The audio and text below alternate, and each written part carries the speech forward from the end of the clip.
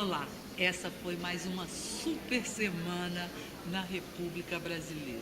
Nós começamos a semana com uma crise institucional, pelo menos um arremedo de crise institucional, que começou com a liminar de um ministro do Supremo para derrubar o presidente do Senado. Liminar esta que não foi obedecida por ele, num flagrante gesto de desobediência, e que acabou sendo derrubada pelo próprio Supremo Tribunal Federal. Como se não bastasse, nós tivemos ainda esta semana uma crise política com o presidente Michel Temer tendo que recuar mais uma vez na nomeação de um tucano para a Secretaria de Governo por causa de reações do Centrão aqui na Câmara, e ainda tivemos um tema importantíssimo para a opinião pública, e foi o envio de uma reforma da Previdência aqui para o Congresso, extremamente dura e draconiana. E aí, por onde vocês preferem começar? Eu prefiro começar pelo copo d'água que você se referiu essa semana. Isso. E que acabou virando uma tempestade, né? Foi, uma tempestade num copo d'água institucional, né? É. E que é impressionante o quanto esse episódio da liminar movimentou não somente o Congresso, mas a cena brasileira toda, né? E o mais interessante é a frase que coroa esse assunto, é o presidente Renan dizendo que decisão da justiça deve ser cumprida, né? Só a meu favor, né, Andrei? O que acontece, a semana, na verdade, começou no domingo, com as manifestações pedindo a saída do Renan. O Renan virou o principal alvo da Bem lembrado. Né? Aí, na segunda-feira, o ministro Marco Aurélio aproveitou a deixa e pau, chutou e fez o gol. E aí começou todo um movimento. Dizem que até ministro Supremo aconselharam para que não assinasse, não criasse o fato consumado. Só que isso gerou um problema que é o seguinte: como os argumentos eram de que o PT se assanhou logo e disse o seguinte: nós vamos parar as reformas, nós não vamos aprovar o teto de gastos, tal. Apesar do senador Jorge Viana, que assumiria, não está muito nessa balada. O que aconteceu é o seguinte: criou-se esse clima, e aí foram vários ex-presidentes, foi um movimento todo pedindo para o Supremo o seguinte: ou corrige isso ou é um caos. Isso não é do começo ao fim um episódio de uma república de bananeiras, não, minha gente? Agora tem uma coisinha que eu queria só para complementar isso. Do começo ao fim, não estou dizendo apenas o clima. fim. O clima lá no Supremo é o seguinte: eles estão muito irritados por terem tido que salvar o Renan, porque eles, na verdade, estão salvando, evitando o caos. Então vem troco aí. Vem condenação para o Renan. Com certeza, passa um pouco essa ideia de república de bananas, mas, de alguma maneira, o país tem instituições que estão funcionando. Eu acho assim, medianamente. O presidente do Banco Central, no café da manhã que ele ofereceu para a imprensa, ele passou um pouco essa visão no mundo real da economia, dessa volatilidade, né? Qual é o impacto disso na economia, na política monetária, na taxa de juros, câmbio, etc. E passou muita confiança.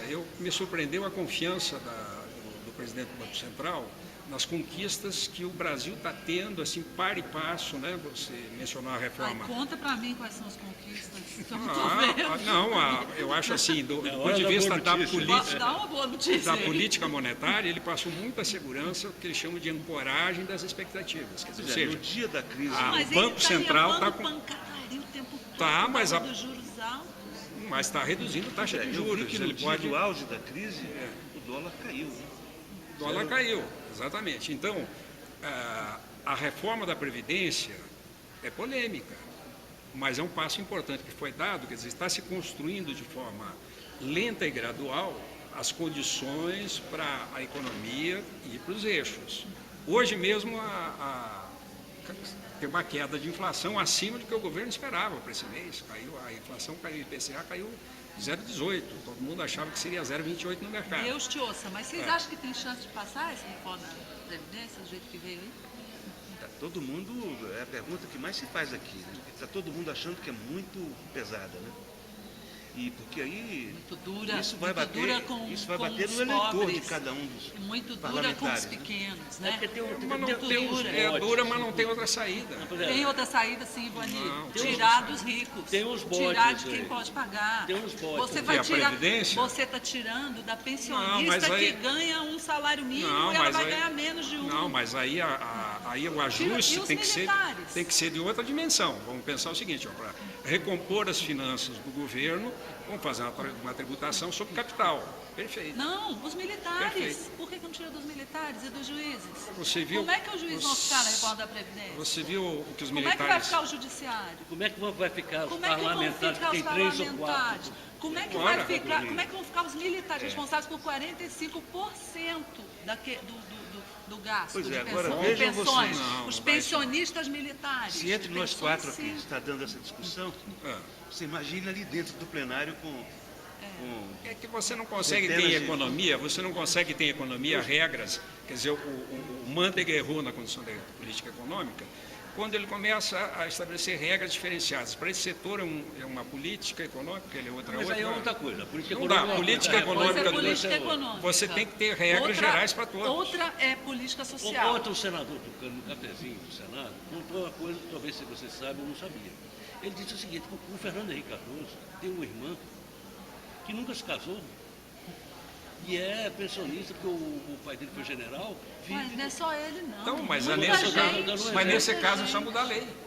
Você não precisa mexer na regra, você diz, Então, olha, por tira que fora não todas. mudou Tem que mudar a junto? lei. Por que que não Tem que mudou mudar a lei. junto? mas não muda para trás. Por que não mudou, né? Não muda Pois pra é, mas trás. podia mudar para frente. Elas têm direito adquirido. Quem já tem, Então, já mas- tem. Não, pois é. Mas você tem que mudar Agora, para me frente. diz o seguinte, o que estão dizendo aqui, que muitos senadores, que são mais antigos e tal, eles têm pensão de antes de... Eles têm aposentadoria, considerado como governador, como coisa, em regras anteriores à Constituição de 88, que onde se fixou o teto.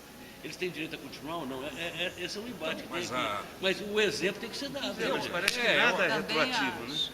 Eu acho que a Previdência, sem dúvida, quem contribui é um direito das pessoas. Agora, o Brasil, nos últimos anos, passou uma ideia de que o dinheiro dá em árvores. Quer dizer, as pessoas esqueceram a importância de trabalhar, de empreender.